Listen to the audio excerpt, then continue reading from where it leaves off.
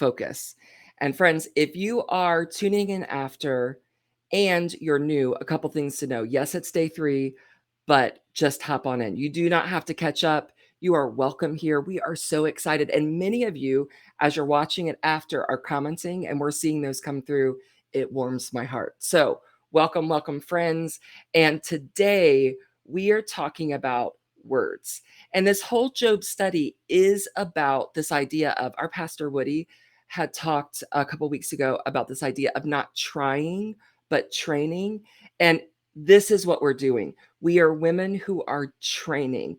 We are training our eyes, our heart, our mouths to see and to know God so that we will worship him in any and all circumstances. That's why we're here. That's why we're gathered. And all of our friends are showing up.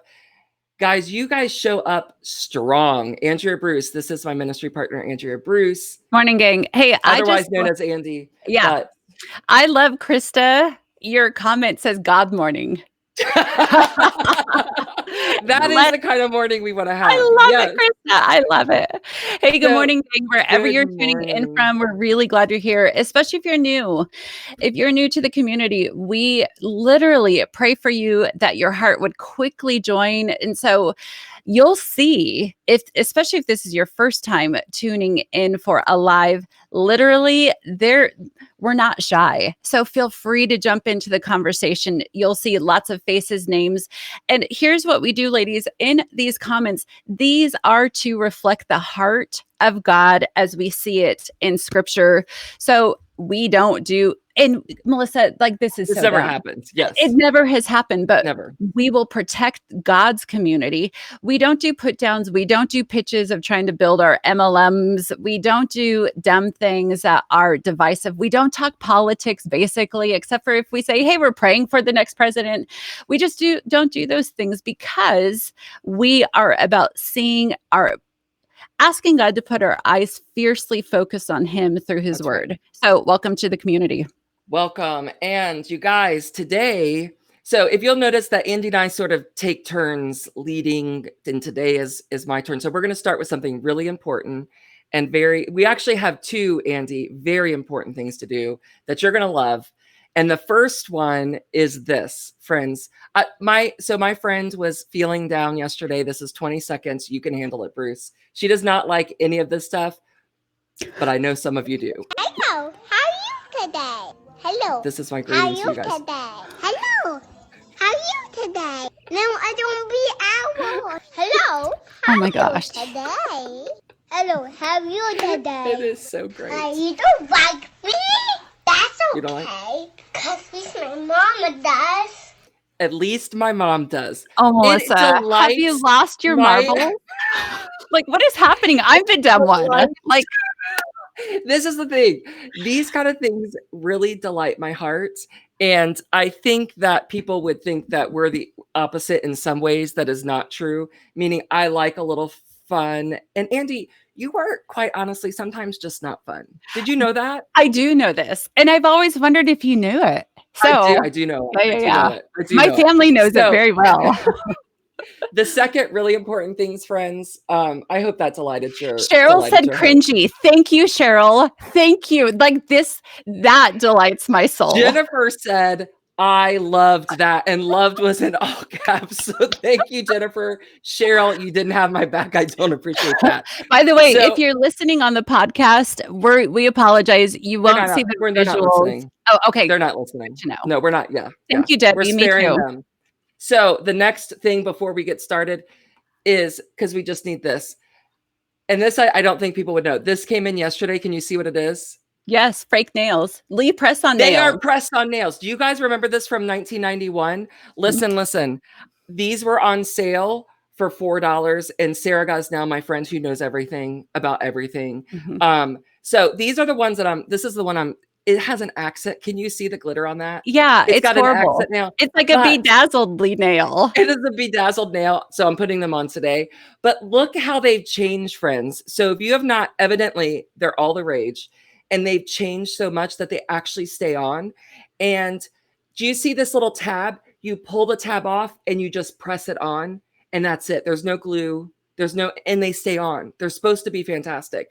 So get ready, friends. Tomorrow, I'm going to have pink nails with one that's just Oh, Lord. especially bedazzled. Oh, Lord. And I'm finished. Oh, That is Lord. Okay, here's the thing. So, Melissa, Heather says your eyeshadow. So, one day, here's just my request. What if you just stay on or hop on at another time and do your own makeup tutorial since you're all about this? Because you've So- got some chicks who are like, literally, how do you do that to your cheeks? Because I know what your face. No, how do you do that? Because you're going to say, I know what your face really looks like, Melissa, and it's not that. Well, no, but That is, yes. anyway, welcome. Welcome, friends, to the community. Welcome. And so today we are talking about words. But before we do that, Andy, I wanted to show you this. I know you're not online a whole lot, but friends, there is a private Facebook group. So after we're going to do for those of you yesterday that were seeing the God you are, so I will. That was so powerful. Yeah. We're going to look at a few. Bailey screenshotted a few. But because this is how this community operates, there are 4 women who are running this private Job Facebook group. The link is in the description afterwards if you want to check it out. They felt Sarah got on and she's like, Sarah Beyer was like, you guys, that was so powerful. Can't we do that? Can't we have a place where we've bookmarked, where we can go back and read one another's God is, so I will. And that is what you're looking at here. Women going and typing out for one another. You're going to see 9 likes, 7 likes, 8 likes, because they're doing this together. And this is who we are. So check that out. But Andy, we're going to read some of our comments from yesterday. Will you read them? Mm-hmm. This is actually Amanda. Amanda. Oh, Amanda. Oh, like already I feel my heart swelling. God, you are personal. Like, Melissa, and here's the thing. As I'm reading it, I'm not reading it. It feels like prayer. That's right. It you know what feels I mean? like prayer and worship. That's what it feels like. God, you are my fortress, so I will rely on you. God, you are my pilot and steady rock, so I will follow you where you want me to and trust that you will protect me. God, you are my anchor, so I will be tethered to you. God, you are perfect love, so I will receive that instead of striving and reflect that instead of barking at my kids. I can't relate at all, Molly. We will pray for you, Molly. God, you are in control, so I will release my future and purpose to you. God, you are my comforter, so I will rest in your arms. That is who he is. And so we're going to keep on clinging to that. That is true as we move on to words. That does not make those statements any less true. And so I hope, like me, you're thinking about that as you're going to sleep last night. For mine was all satisfying. I will receive, and then I stole from a friend, and rest in your presence. I will receive and rest in your presence because you are all satisfying. So, Andy, we're going to hear from some friends about words. This is our friend Joanna, and this is our friend Stacy. And Andy is crying. I'm trying not to bring attention to it. Here's my tissue to wipe my face. As soon as the video goes on, I'm backing away from the screen. She's either starting her period. This is what. I just go ahead, talk about it. Get ready, everybody. It won't be pretty. or Andrea, when I see that your heart is soft toward God, this is what happens too. Yeah. So it's one of those we'll things. See. I never keep track. We'll see. Anyway, words. All right, let's listen to what our friends have to say. Okay, you guys. So today we're going to be looking at a couple of accounts that have everything to do with words. Just give the word, the first word or two that comes to your mind associated with it. Got it? Shopping. TJ Maxx. Walmart. Neptune. Planet. Dog. Interesting. Facebook. Fake news. Social media. Here's a question for you, Stacy. I'm just curious about your thoughts. In terms of words, where do you think that we as women get it wrong the most and get it right? I think we get it right when we try to uplift each other. But I think that can go quickly wrong when we uplift in ways that like we think are right without consulting, like without thinking first or praying or processing. Then it can come out in all kinds of unintentionally hurtful ways. I am the queen. Like, I think that what I'm saying will be helpful to someone, or like that I'm actually relieving them of something, and it has not worked the way that seriously I intend it to. What are your thoughts, Joanna? Where do we get it right and where do we get it wrong? I'm going to say I get it wrong all the time with the thoughts that I think about me are the ones that I process in my head. Like I could speak truth all day long and give it to other people, but when I like have to ingest that same truth that I've told other people, it's like nearly impossible. Nearly impossible. That's right. Our words to ourselves, our words to others. Andy, this is what we're talking about today as we look at Job's wife. But the first thing, let's just talk about words for a second. Our words have power. And I know we've heard that over and over and over again. But I went to bed last night thinking, because I couldn't sleep, I was thinking about a lot of things. But I went to bed thinking about, Andy, can you imagine, friends? Can you imagine not having any words? Words are so fundamental to everything we do, whether it is the spoken word that I'm going to tell you a story or share my heart, whether I'm receiving words of encouragement or otherwise, whether it's written word, whether it is sung words. If we had a world without words, can you think of all the ways that we express and receive and feel and all of that with words? If we did not have words, it would, even God creation started with words, and Christ is the word. They are so important. And Andy, how easy is it to get them wrong? Oh, guy. Well, we'll go there, right? Like, we're going to Yes, we touch will. on that because that's what we're looking at specifically. But Melissa, remember, like a small handful of years back, this is why we called this ministry Women Speaking Truth, is because words are so powerful, both words that curse, That's but the right. words that bless are ones of the Spirit.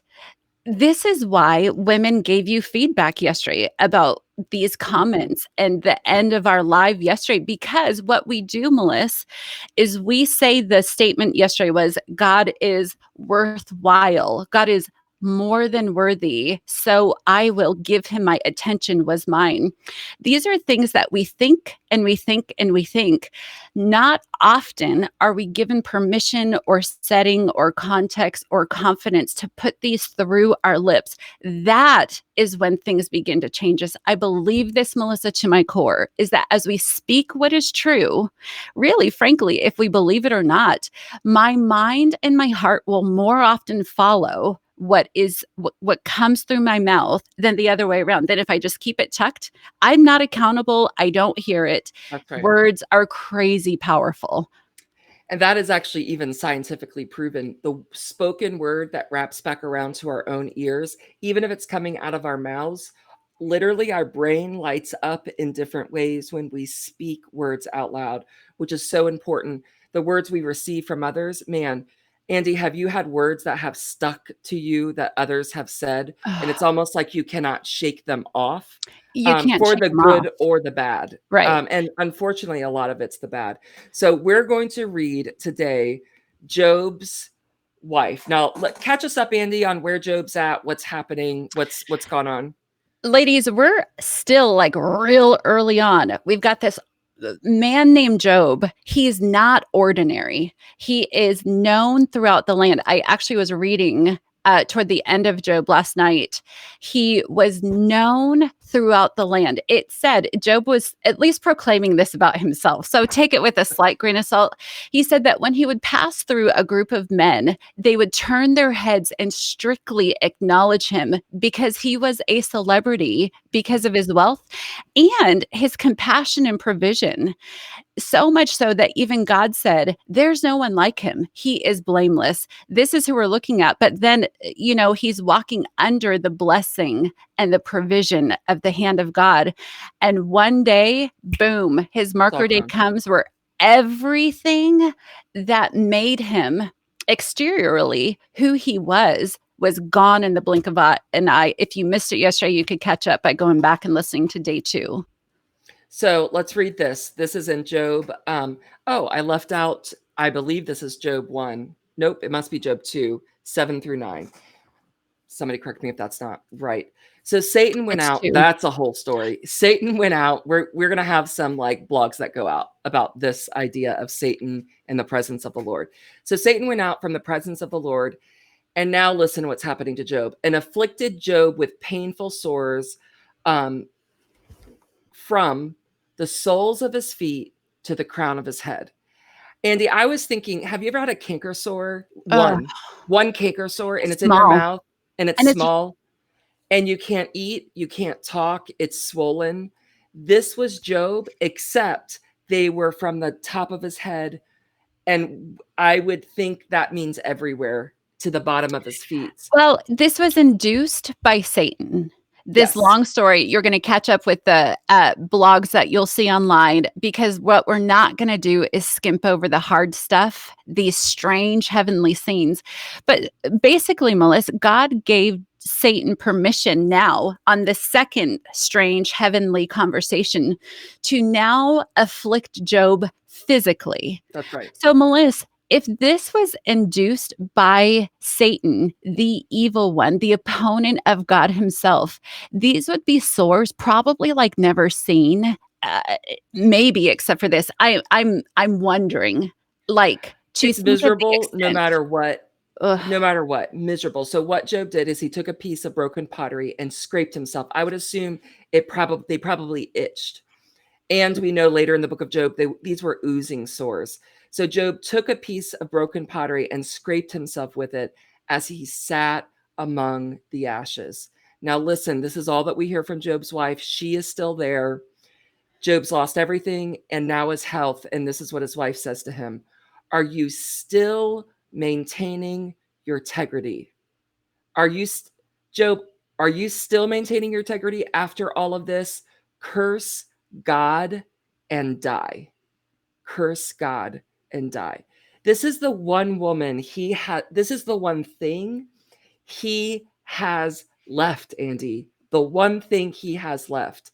And do you know how much, for those of us who are married, how much our men value? We don't even have an idea of how much they value the words that come out of our mouth to them.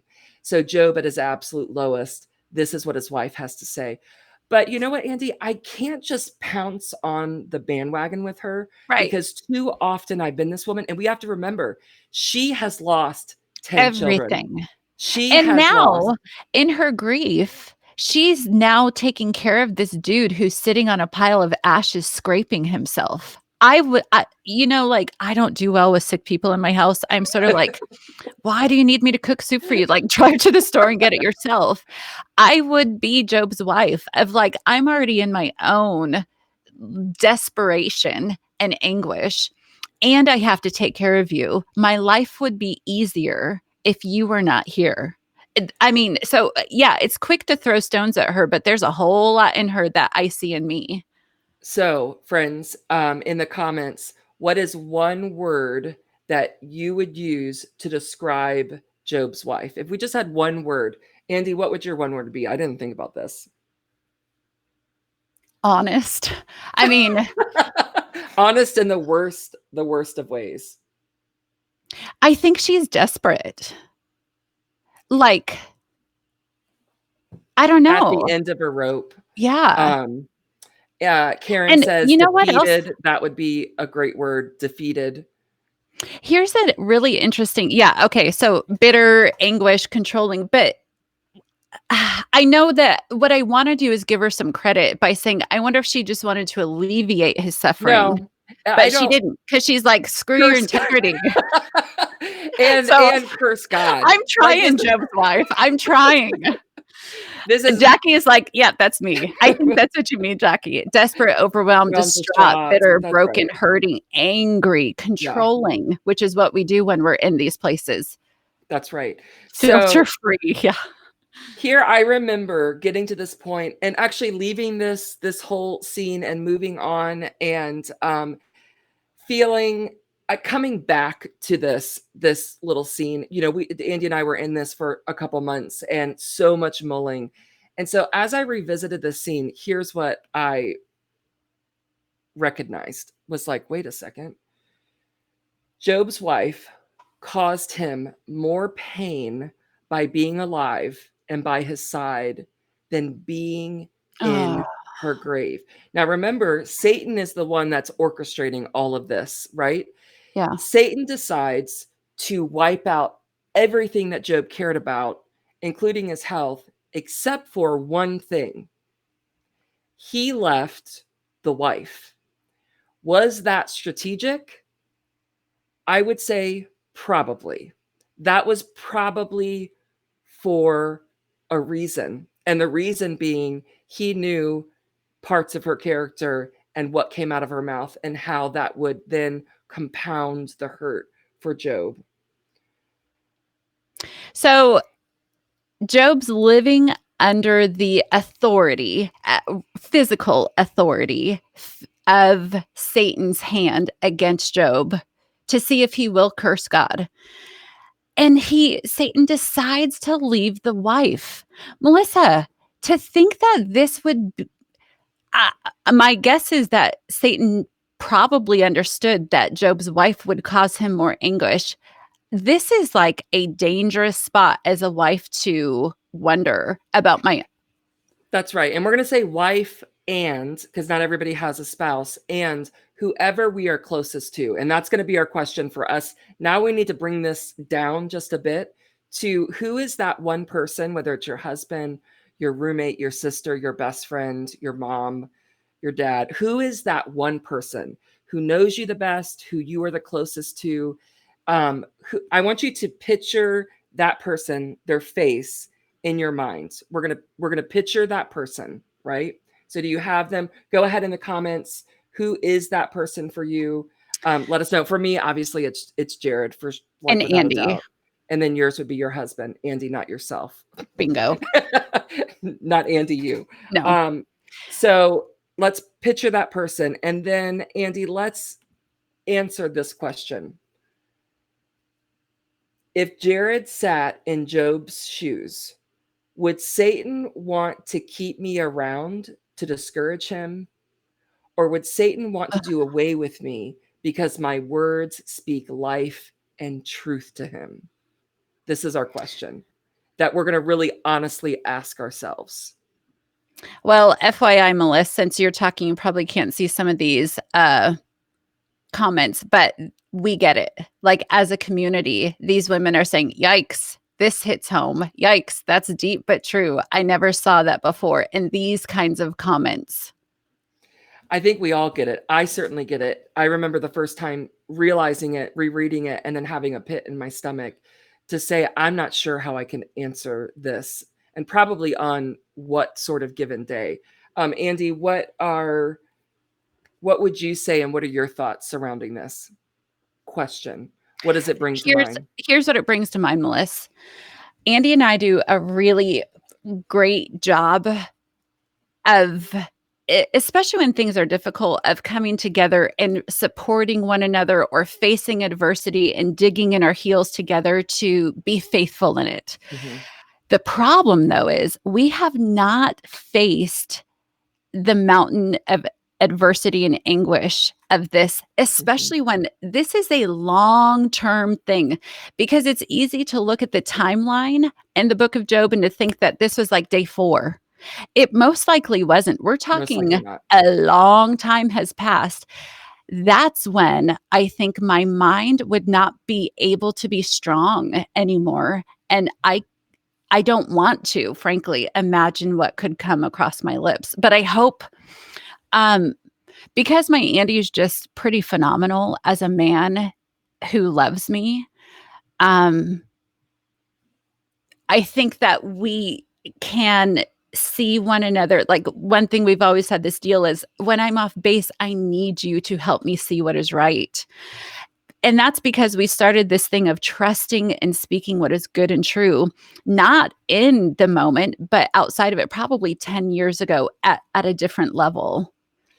I think for me, my concern for myself when I think about this is how how quick I can be to It's in the casual moments that I'm more concerned about my mouth than in the hard moments. Because in the hard moments, I'm being very concentrated and strategic and thoughtful. It's in the not listening to him or being like, uh-huh, yeah, or oh really? That's what do you think? And he's asking me what I think about something. And I just sort of shrug or be like, yeah, it was fine. He's and I'm not speaking what's encouraging and true. I will so quickly go to what I see wrong Yeah. than what I see right. It's just my nature. Just be like, that was great, except for this, this, and this. And I can watch him. He's a big, big guy. I can watch his shoulder sag.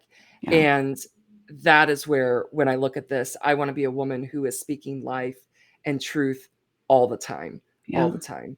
I think for So me, it would go to my feelings of like, even 2 weeks ago, I did this like just sharp tongued with you because of my feelings that really didn't have much. I'm not sure they had anything to do with you. They had to do with my own junk rising to the surface. That's when, for me, I'm not sure, Andy, more so my kids, because they're littler, they're young.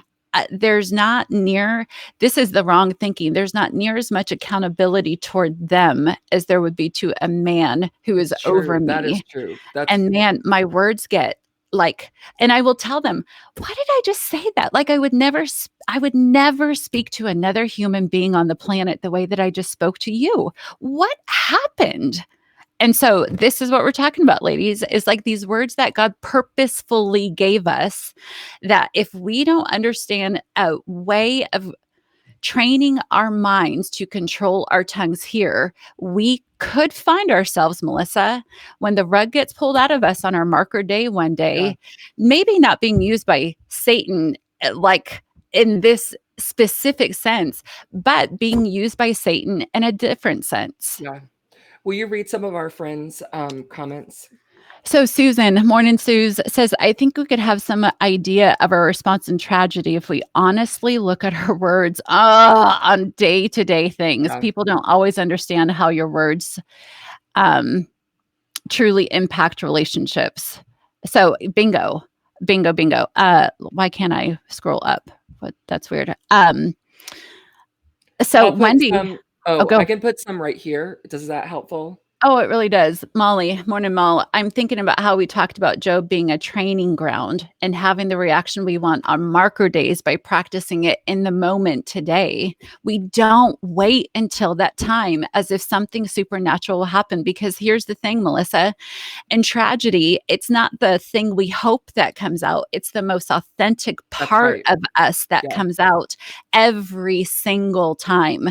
And so what our hope is for us is that the Holy Spirit would be working and digging and exposing things that, for me, I've had a nagging suspicion would come up, but for others where it's like, oh my gosh, I did not see that God would reveal that and bring it to the surface. Jamie says, yes, I wish I would weigh my words in the mundane as I do in the momentous. Whew, she's a wordsmith. Martha Dale, morning, MD. That's a battle for me, reacting from my emotions and taking my kids' words or actions personally, then reacting. Yep. Steph, morning, Stephanie. Yes, that's me. On the day-to-day, it's easy to cut down through little things, miscommunications, and hurt feelings. And one more. We've got Cheryl. Morning, Cheryl. I've heard heard the that same it takes thing. 17 positive interactions to counteract one negative one. So let's talk about this as we wrap up today. We want to first think in the negative. When life gets stressful, my words usually what? I would say my words 100% are harsh and sharp like a knife. That's what I would say. Like if I'm just stressed, I will be sharp, really quick, and my words have like a bit of edge and stab to them. What about you, Andy? I think my words when I'm stressed, it's like, I'm not sure that I mean this. Here's what I mean. They're kind of accusing of like, I'm going to make this up. Philip, I don't have a kid named Philip. Philip, you always do that. For Pete's sake, stop. he doesn't always do that. She Mhm. doesn't always do that. But my words, I think because my emotional stress gets high into the ceiling, it makes me feel like everybody's stuff gets high to the ceiling. And that's the accusation that I bring to the table. That's not true. So therefore, there's a couple things. It's emotional, it's exaggerated, and it's there's something else in there too. But I exacerbate other people's things. Yeah, that wouldn't typically be mine, and I'll add a little bit more, and then we're gonna read you guys' comments. But so I have this thing that I despise. I wish it would be removed. Is that I know where to, it's like an instinct. I know where to hit and to jab low really quickly, almost without thinking. I just know right where to go to hurt someone, especially if I know you well. And that's what I mean, where it's like a knife and it stabs before I even know what I'm doing. Will you read some of our friends? So, morning, Karen. She says mine are reactive. I'm going to put some of the friends up on the screen so that Okay. we can see their faces as well. That's a great idea. Kathy says, yes, my words are unkind. I need someone to blame. Exactly, Jamie. I need someone to blame for my inside turmoil.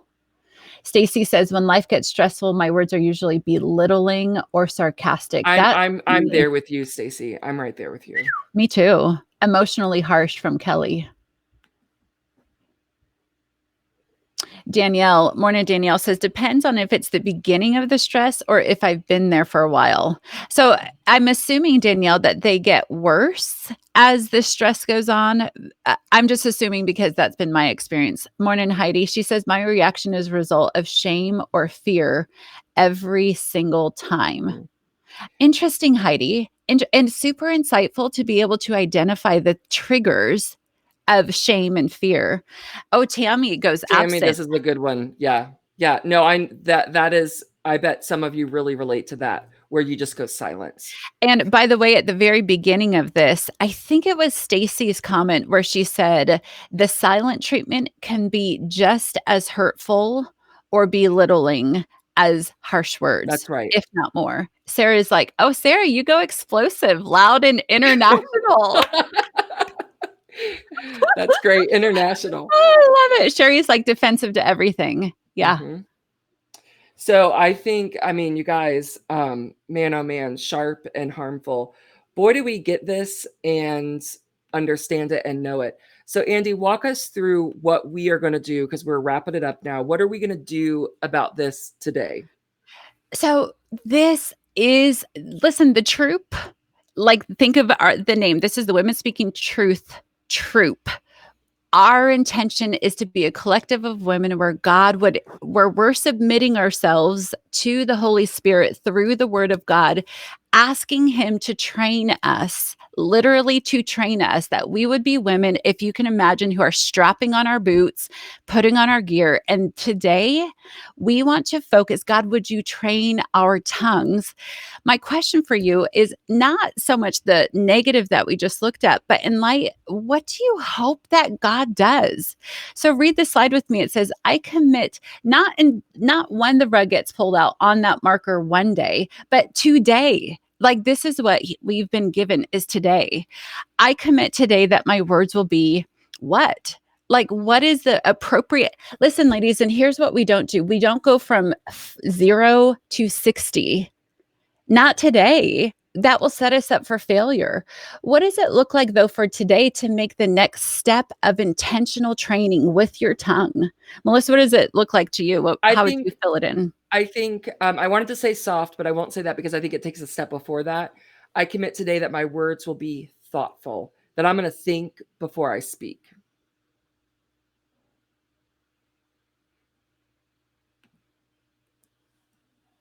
Karen says, honoring to God, life-giving. Oops, sorry. Encouraging. Kelly, encouraging. Andy, what about you? I don't know. I'm reading through the comments really quick to like steal somebody's answer. Wait, why don't you have one? That's strange. Because I know what I want my answer to be, but I'm literally thinking through, but what's my next step or two to get there? Do you know what I What do mean, you want Melissa? your answer to be? I want my words to be filled with grace. Like that I don't go to accusation or belittling or like to give my kids the benefit of the doubt. And I don't mean not call them on stuff, but I mean even that with grace.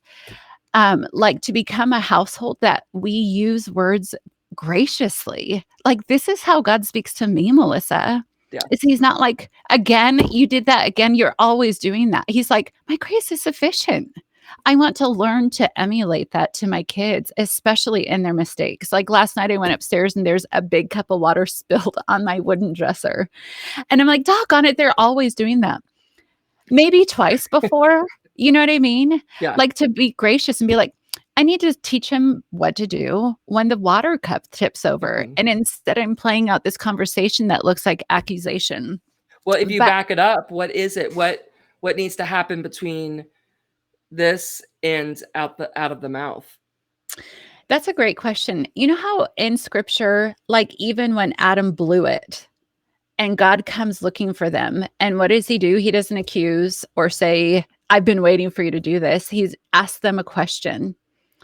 I wonder if today my first step is to just be like, Jonah, did you spill the cup of water?